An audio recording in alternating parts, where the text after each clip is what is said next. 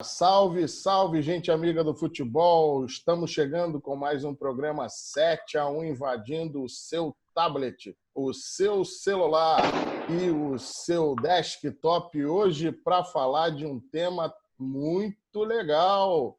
Jesus voltou! Aleluia! Jesus voltou!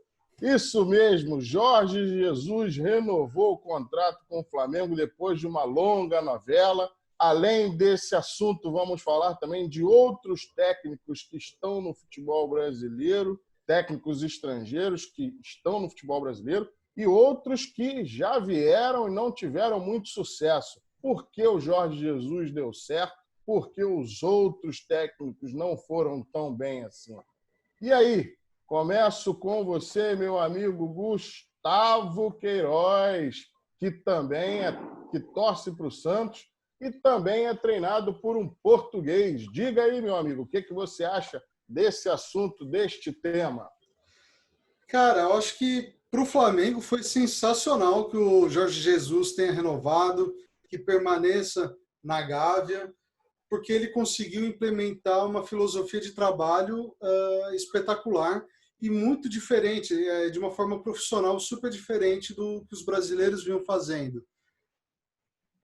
A gente sempre via algumas desculpas, né? Ah, eu só tenho um time para jogar, então eu vou priorizar a Libertadores, não vou priorizar o brasileiro nem o estadual. Mas eu não tenho tempo de treinamento. Ah, mas eu não tenho isso, não tenho aquilo. O Jorge Jesus acabou com tudo isso, cara. Você pode falar que o Flamengo agora tem três times bons para disputar qualquer campeonato, mas a verdade, cara, é que o time titular joga sempre.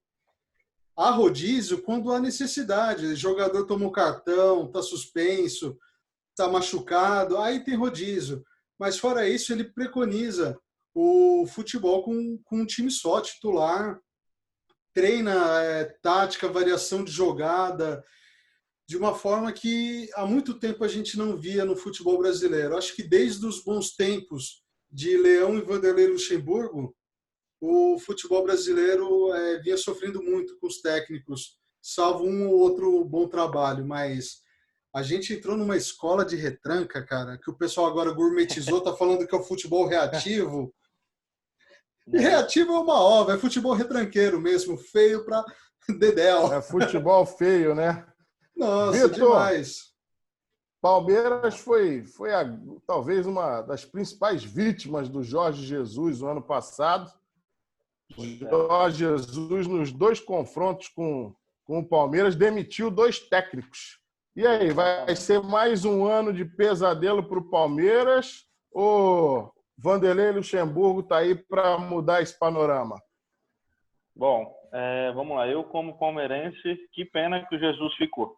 Porque, para mim, assim, eu vou te falar que ele é o grande responsável assim, pelo sucesso desse time do Flamengo. Claro que assim, o elenco é muito forte, tem jogadores que estão jogando muita bola, mas para mim ele é o grande responsável. E a gente consegue definir isso principalmente quando vê que com o mesmo elenco o Abel Braga não conseguiu os mesmos resultados, né? Inclusive foi demitido, muito criticado, enfim, não conseguindo as vitórias, os resultados. Então, assim, eu acho que ele tem muito isso que o Gustavo falou, né? Ele tem definido quem é o time titular dele. Acho que é importante você, às vezes, fazer algum tipo de rodízio, ter assim, um ou dois elencos, mas você precisa saber quem são os seus 11 caras de confiança, seus principais, né? E outra coisa também que eu acho que ele tem muito mérito e que talvez possa ter faltado em alguns dos últimos técnicos que passaram no Palmeiras, a gente não está lá dentro para saber, a gente não consegue cravar, mas ele dá a impressão de que ele consegue, dentro do elenco, deixar muito claro que ali quem manda é ele. Se ele consegue controlar o ego dos craques, porque controlar jogador de futebol que é dito craque é complicado, acho que ele consegue determinar que ali assim, ninguém manda mais que ele e é o que ele acha certo e acabou. Então acho que junta essas três coisas aí de controlar o clima do elenco, definir quem são os 11 caras de confiança dele e deixar muito claro que ninguém ali manda mais que ele. Eu acho que ele é o grande responsável pelo sucesso do Flamengo aí. Boa. Léo, me diz uma coisa. Aquele a reserva de mercado dos técnicos brasileiros e boa parte da imprensa ainda vai ficar com implicância com Jesus? Com certeza, não tenha dúvida.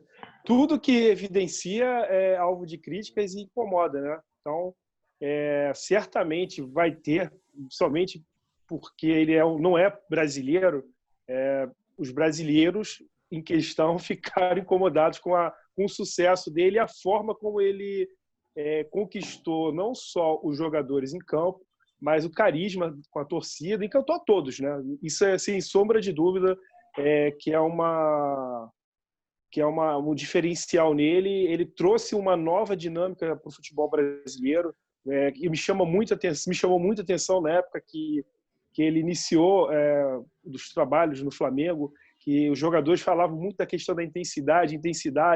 Ele reparou o tamanho da grama, ele especificou qual era o tamanho da grama, a altura da grama que ele queria no centro de treinamento do Flamengo.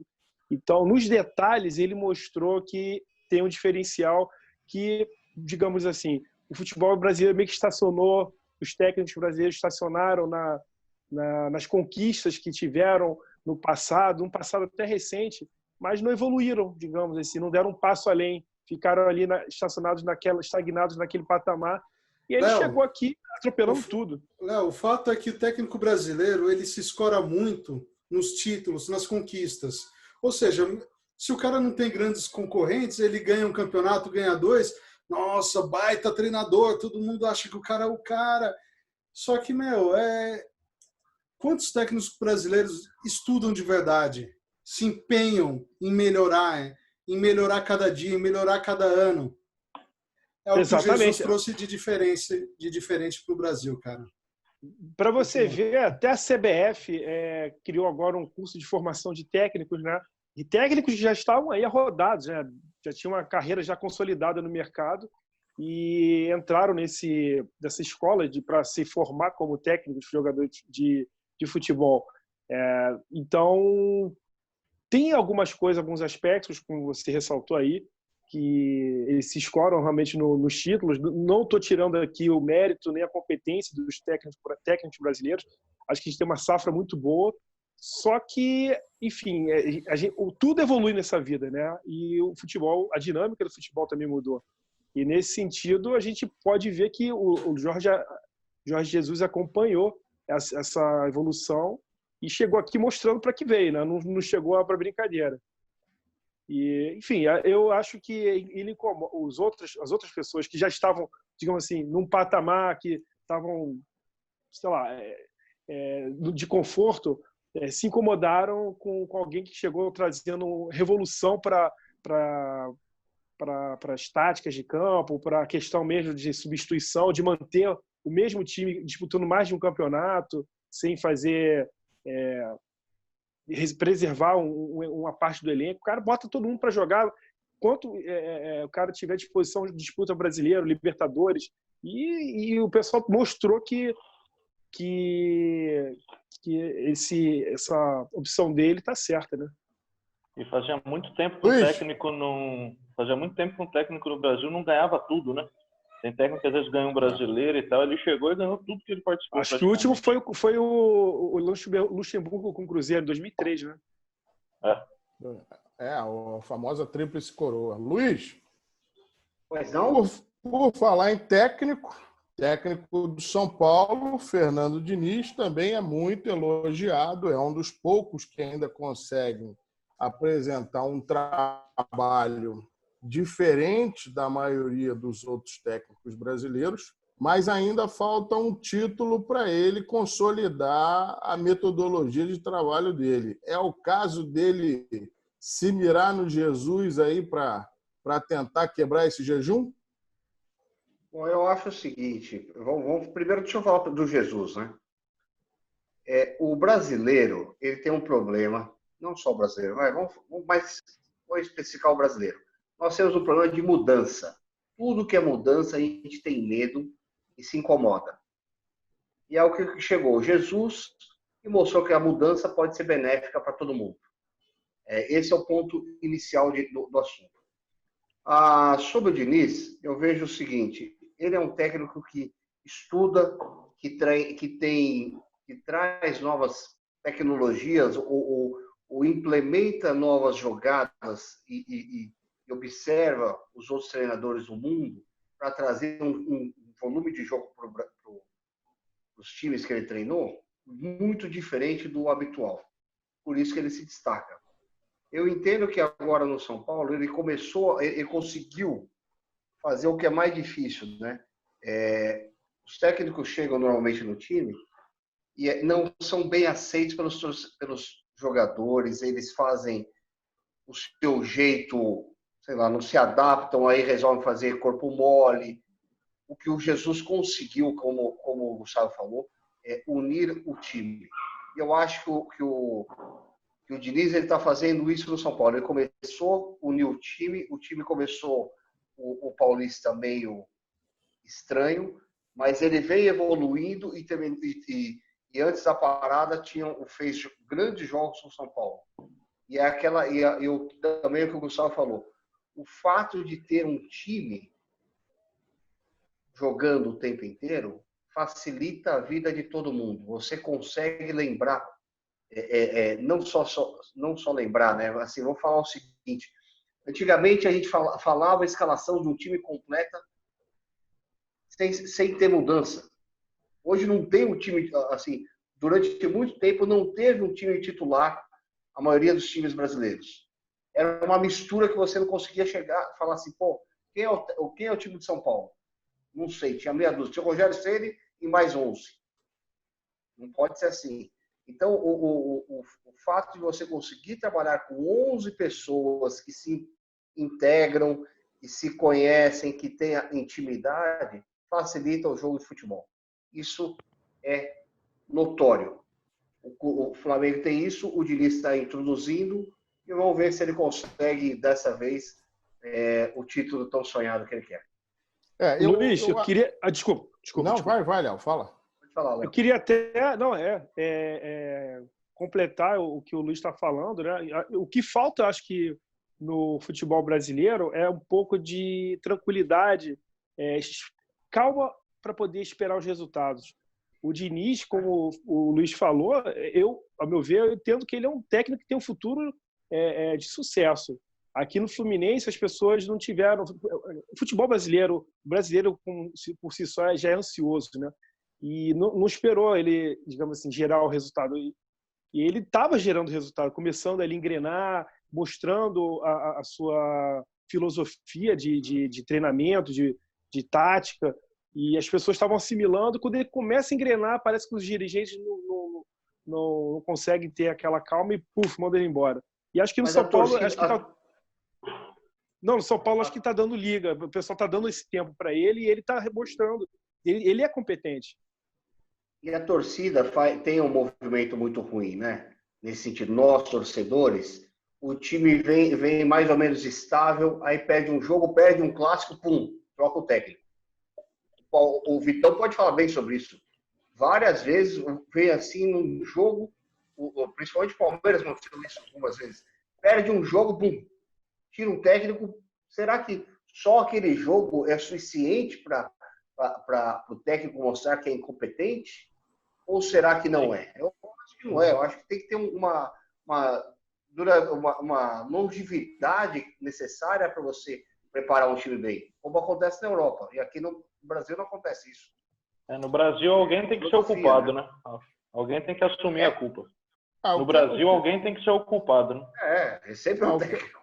O que acontece é o seguinte, eu acho que assim, tem muito de tudo que vocês falaram e a gente faz uma breve reflexão, inclusive semana passada quem teve a oportunidade de assistir a campanha do Brasil, da seleção brasileira na Copa de 2014, pôde perceber que a seleção fez uma campanha relativamente regular do ponto de vista dos resultados, até tomar o 7-1 e depois tomar a complementação, os 3-0 para a Holanda. Porque se a gente for analisar o jogo, o futebol apresentado, era simplesmente ridículo. Ridículo. Feio de ver. E o técnico daquela seleção era o Filipão. que pouco tempo depois foi campeão brasileiro pelo Palmeiras. Então, todo mundo acha, a opinião pública, a torcida, não, olha, o técnico ainda tem lenha para queimar e que não sei o quê. Olha só, foi campeão. Por quê? Porque as pessoas só veem o resultado. A gente não para analisar o futebol, o jogo sendo desenvolvido. Então, na minha opinião, o que aconteceu? Qual é a grande contribuição que o Jesus traz? Obviamente, tem ingredientes de tudo que vocês falaram. Mas a grande contribuição que ele traz, na minha opinião, é a seguinte: é necessário mudar a filosofia de jogo no futebol brasileiro. Por quê? Porque simplesmente ele chegou, pegou um time durante a parada para a Copa América, fez uma meia dúzia de treinamento, meia dúzia entre aspas, preparou esse time e o primeiro desafio dele foi os confrontos contra o Atlético Paranaense na Copa do Brasil. Então, quando o Flamengo foi eliminado nos pênaltis, ou seja, sem perder um jogo, todo mundo já começou a cair de pau. Por quê? Porque todo mundo só tem a mania de olhar o resultado. E quando teve um pouco mais de prazo, as pessoas se incomodaram. Por quê? Porque o resultado foi acontecendo naturalmente. Ele teve um revés contra o Bahia, que foi o jogo da estreia do Felipe Luiz, que o time estava ainda desentrosado, teve aquele resultado contra o Emelec, e aí todo mundo falou, esse cara não vai dar certo, esse cara não vai dar certo, e o que se viu foi completamente o contrário. E detalhe, ele bateu todos os recordes possíveis e imagináveis dentro do Campeonato Brasileiro, com 20 clubes. Ele tem mais taça do que derrota, para você ver. Então, olha o quanto isso é importante para a gente fazer a reflexão de como estava o futebol brasileiro. Todo mundo achava que o Filipão era um bom técnico, porque tinha ganho o Campeonato Brasileiro com o Palmeiras há 2 anos atrás. E todo mundo olhando o resultado, não, tá bom, olha só o Palmeiras, não sei o quê. E talvez até o próprio torcedor palmeirense, Vitor pode falar isso, achou que dava. Tanto que chegou nos confrontos da Libertadores, sentiu que a coisa era mais complicada. O jogo contra o Grêmio foi um reflexo disso. Porra, ganhou o primeiro jogo, fez 1-0 e tomou a virada. Por quê? Porque achou que já estava tudo resolvido. Ia ser tranquilo. Então, eu acho que a grande reflexão que a gente deva fazer, e aí depois o torcedor do Palmeiras ainda sofreu com a questão, aí é transição, enfim, foi a entrada, o Mano Menezes assumindo, e aí assumindo numa condição também que não tinha a menor condição de assumir o clube naquela altura. Já chegou enfim. fora, né? Ele tinha uma identificação muito grande com o Corinthians, né? A torcida do Palmeiras meio que não abraçou ele, né? Mas o problema, Léo, numa boa, eu não digo nem que é a torcida do Palmeiras. Eu vejo o seguinte, ele já vinha de um péssimo trabalho no Cruzeiro. Sim. E como é que você contrata esse técnico para ser, vamos dizer, o gestor do seu grupo? O Palmeiras é um dos principais elencos do país. Você via que não ia dar certo. Por quê? Porque o resultado de jogo, é o que eu estou falando, o resultado a prática do jogo não estava boa. Cara, o Felipão é um daqueles técnicos que se fez em cima de Copas, né? O que se chama de copeiro. O cara foi campeão da Copa do Brasil com o Criciúma, depois ganhou a Copa do Brasil com o Grêmio, foi campeão brasileiro com o Grêmio, no esquema de mata-mata, foi campeão da Libertadores com o Palmeiras mata-mata, Copa do Mundo de 2002, torneio mata-mata, é coisa de copeiro também.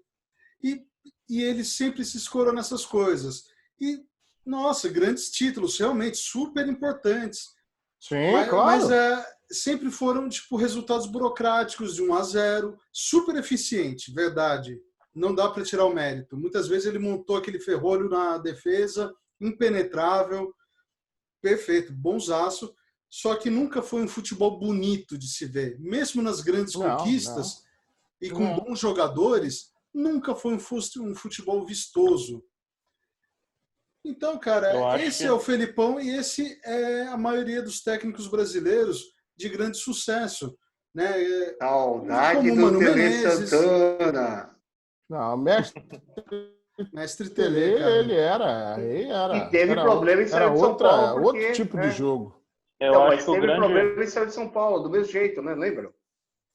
Acho que o grande mérito e qualidade do Filipão sempre foi muito mais do que técnico. Ele sempre foi um ótimo gestor de elencos. Ele tem aquele negócio de criar É o que família eu ia falar, escolar, né? cara. É um motivador. É Ele um faz os caras motivador correrem por profissional. ele. Ou seja, é o perfil do copeiro. O cara, nos jogos decisivos, dá aquela baita palestra motivacional, a galera compra ideia, só que isso não se sustenta num campeonato longo de Exatamente. 38 rodadas, num ano inteiro. Serve para essas situações. É aquele tiro curto, né? Ele assumiu o Palmeiras na metade do Campeonato Brasileiro, assim, fez o clima do vestiário ficar bom, deu aquele pum. Aí, mas assim, a longo prazo, se você não tiver aquele algo a mais, não se sustenta. Ele é aquele tiro curto. Perde fôlego, perde fôlego. Foi a mesma coisa em 2012, quando ele assumiu, ganhou a Copa do Brasil com um elenco que eu não faço a menor ideia como é que ele conseguiu fazer aquilo até hoje, mas a longo prazo, no mesmo ano, acabou rebaixando o time. Então é aquele negócio de ele é um excelente gestor de elencos. Agora, Vitor, eu vou continuar com você, para a gente sair um pouco da seara do Jesus. Palmeiras já teve outros técnicos estrangeiros aí, né? Inclusive o Gareca, né? Sim. Gareca? Gareca. Ricardo O Gareca que era Opa! cabeludo? Não é você, Luiz, e nem você, Léo. Por que o Gareca não vingou aí no Palmeiras? Eu acho que o Gareca ele veio na hora errada. Ele esteve aqui no ano e no elenco errado. Eu gostaria muito de ver o Gareca técnico do Palmeiras com o elenco de hoje, com assim, o poder financeiro, a organização e o elenco que o Palmeiras tem hoje, porque assim, ele é um técnico esse é ele um faz o time jogar para frente. Esse é um sentimento seu ou boa parte do que você conhece aí da torcida do Palmeiras também acha isso? Assim, lógico, tem muita gente que não gostaria que ele viesse, assim, ele vir ou Sim. não vai da preferência de cada um, mas assim, isso a maioria que eu vejo diz isso também, assim, ele é um cara que ele faz o time jogar para frente. Eu lembro que assim, com um time fraco que o Palmeiras tinha naquela passagem dele, ele trouxe também um monte de argentino naquela época, então assim, era um time muito fraco, mas que assim, ele queria atacar, ele atacava muito. E aí com o time fraco, né, questão de contra-ataque, toma bola nas costas, acabou não tendo resultado. Mas aí já é o contrário, por exemplo, do que acontecia recentemente, em 2017, por exemplo, que o Palmeiras tinha um time muito forte e o Cuca ficava nessa de querer jogar para trás, o Mano Menezes a mesma coisa. Então, assim, quando o Palmeiras tinha um time fraco, tinha um cara que jogava para frente. Cuca-bol, né? Ô Vitor, só deixa eu dar um pitaco aí. O Gareca jogou pelo Palmeiras, né? Pois 13 jogos, um aproveitamento em 33%. Não é que o aproveitamento é ruim. É ruim, mas assim, o problema é que é pouco jogo. 13 jogos você não faz quase nada. Não deram tempo pro cara. Aí que tá um grande problema. A história do se não ganha jogo, tchau, vai embora. Não, o futebol brasileiro, pelo menos hoje em dia, é resultado, né? Se o resultado não vem, alguém precisa ser culpado. E normalmente a corda arrebenta pro lado mais fraco. Então, assim, eu tenho... Quando saiu a notícia da saída do Mano Menezes, antes de anunciar o Luxemburgo, era um dos caras que eu falava, podia trazer de volta, porque assim, com um time que hoje em dia, naquela época não tinha, mas hoje em dia tem Dudu, tem William, tem Scarpa, tem o Luiz Adriano agora, eu queria um cara que fizesse realmente jogar para frente para ver o que ia virar. Eu acho que podia dar certo, sim. Gustavo, e outros nomes aí que passaram pelo futebol brasileiro que de repente também não deram muita liga? Paulo Bento no Cruzeiro, o Lothar Matheus. o Lothar Matheus, Matheus, coitado. cara, esse foi uma história super pitoresca que vale a pena a gente falar, porque Reinaldo Rueda, enfim. E aí, por que essa galera não vingou? Olha, provavelmente momentos dos times, né? Às vezes não tem tempo para trabalhar.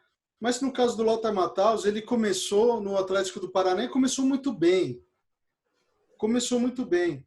E, de repente, ele pegou a mala e foi embora. Do nada. Foi uma coisa louca. E ele falou uma matéria já... com ele disse que quer voltar. Então, ele chegou a declarar que ele se arrependeu profundamente, que na época foi uma exigência da esposa dele, né, para voltar para a Alemanha, que não queria ficar no Brasil, tinha que voltar para a Europa, ele tinha que pensar nos times europeus, pedir pororó, e por causa dela ele acabou largando na mão o Atlético Paranaense e voltou.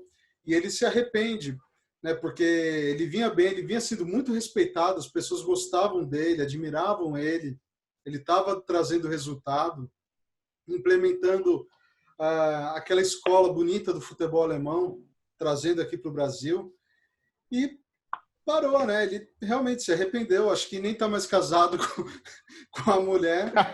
Terminou o casamento, né? Essas coisas acontecem. Foi super pitoresco. Ou seja, o cara preferiu o futebol à mulher, né? Então, mas falando, por exemplo, do Santos Futebol Clube, né, que eu tenho um pouquinho mais de propriedade para falar. Vejo o Jesualdo Ferreira hoje, que é um técnico super respeitado em Portugal, todo mundo gosta dele. Eu vejo os jogadores que foram treinados por ele elogiando muito o trabalho dele. A crítica portuguesa elogia muito, né, a qualidade dele. E aqui no Santos, esse começo de trabalho, até porque mudança de trabalho, de filosofia, time relativamente mediano, não mais do que isso, enfrentando dificuldades. É líder no grupo do Campeonato Paulista, é verdade, mas com futebol que ainda não encanta, ainda não dá liga.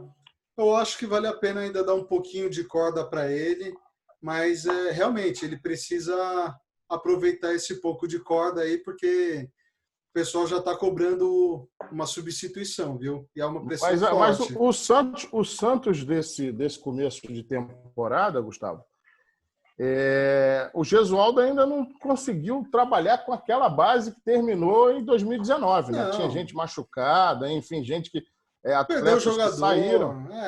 Então, eu acho que é mais do que justo, e a pandemia veio aí, óbvio que não teve tempo para treinar, mas dá uma parada e quando voltar, obviamente, dá tempo para ele tentar ajustar e implantar a filosofia de jogo dele, né? Sim, eu espero que ele consiga. E o que ele conseguir vai ser muito do mérito dele, porque contar com a diretoria do Santos para trazer reforços, nesse momento que está cheio endividado, não pode mais contratar, tá difícil, viu? Santos, ano passado, gastou um caminhão de dinheiro, que, aliás, está devendo, não pagou quase nada, trazendo reforços, e a maioria reforços medianos. Aliás, trouxe um Cueva, inclusive, que... Sabe, o que foi já fazer falamos, com o Cueva? Já falamos. Cueva na cartola. Uribe também, sabe? Que foi os dois foram pedidos do Sampaoli e nenhum dos dois o Sampaoli utilizou, sabe? Então, enfim. Sampaoli ano passado fez um baita de um trabalho bom, conseguiu botar o time sempre para cima, ofensivo, mas o Santos vinha bem, chegou a liderar o campeonato com 9, 12 pontos na frente do Flamengo. E aí, de repente, mudou. Vou botar 3 zagueiros. O time não entendeu, perdeu todo esse fôlego, virou essa diferença. O Flamengo é que fez a diferença no Santos. A hora que ele voltou para 2 zagueiros, o Santos arrancou e foi bem até o final, mas já não tinha mais jeito, né? O Flamengo estava anos-luz na frente, bem engrenado. Léo, depois da experiência patética do Atlético Mineiro com o venezuelano, ele assina com o Sampaoli. E aí, vai dar liga? Dá o tempo para o tempo, né? O histórico do Sampaoli é de um cara que põe os jogadores em campo para correr. É um time sempre ofensivo, é um futebol bonito, é um técnico que também que causa incômodo nos técnicos brasileiros, né, por trazer também essa escola argentina de garra, de gana, de sempre procurar o resultado, nunca baixar a cabeça diante de um revés dentro da partida. E os jogadores do Atlético Mineiro trouxe o Diego Tardelli, tem alguns jogadores equatorianos. Dá tempo ao tempo para ver se realmente os jogadores vão abraçar a filosofia, né, o trabalho do Sampaoli, ou se vai ser mais um que vai patinar ali na cidade do Galo. Beleza. Luiz, o São Paulo teve recentemente aí uma experiência com um técnico estrangeiro, que foi o Aguirre, que começou bem, mas de repente patinou também essa aventura de um técnico sul-americano aqui no Campeonato Brasileiro. E aí, o que você atribui aí a patinada do Aguirre? Então, o São Paulo teve, em pouco tempo, 3 técnicos estrangeiros, né? Teve o Bausa. Bausa, Teve o Osório. Uhum. O Osório saiu para assumir o México, né? Isso. E teve o Bausa também, né? O Bausa também foi assumir algum time, alguma seleção, ou estou enganado? Seleção argentina. Isso. Então, a história de São Paulo tem muito técnico estrangeiro. Não sei se vocês sabem. A começar pelo português Jorge Joreca, que foi campeão paulista em 43, 45 e 46. Olha a história aí, ó. Olha a história. Depois teve o argentino Jim Lopes, que foi campeão do torneio Rio-São Paulo, pela Portuguesa, em 52. Eu não sei se o Luiz estudou tanto ou ele está com o Google aberto ali, só pode. Lógico que deve estar. O cara estuda. Eu tomei uma dura hoje da minha mulher e falou assim: porra, vai estudar o tema do programa. Eu falei, tá bom, vou estudar. Então teve muita gente. Teve um húngaro que foi campeão de 57. Porque a esposa é palmeirense. Ela dá bronca em mais gente. E teve o Poi. Ótimo, que legal. Teve o Poi argentino também, que foi goleiro de São Paulo, depois foi técnico do São Paulo e foi campeão paulista em 75. Então, assim, o São Paulo é um time que sempre teve muitos técnicos estrangeiros. Alguns deram certo, alguns não deram certo. Mas você falou do Aguirre? Eu não sei. Eu acho que não casou com o time. Agora, só deixa eu fazer uma brincadeira. Estava vendo aqui a internet. Acabou de sair o resultado. Falei que ele estava com o Google aberto? Falei! Não, porque voltou hoje o Campeonato Português. O Famalicão. O poderoso Famalicão. Ganhou do Porto. Encerra uma escrita de 73 anos. Olha só! A última vez que ele ganhou foi 73 anos. E isso pôs fogo no campeonato português, porque aí fica o Porto muito próximo do Benfica. Então, a diferença era de um ponto só, mas a gente vai repercutir o campeonato português no próximo programa. Mas então, não podia deixar de falar do Famalicão. Sim, agora é a hora, ó. Vamos lá, deixa o seu comentário. Falar. Se inscreve no canal. Aí, pessoal, botãozinho no lado esquerdo. Vamos lá. Joinha.